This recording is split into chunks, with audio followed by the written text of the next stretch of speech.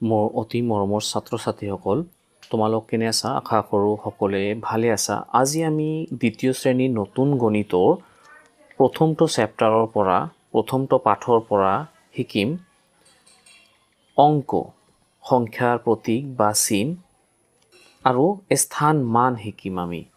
যে কোনটো স্থানত কোনটো অংক থাকিলে তাৰ মান কি হয় সেইটো আমি আজি শিকিম। ঠিক আছে, তোমালোক মনোযোগেৰে সম্পূৰ্ণ ভিডিঅ'টো চাই যাবা।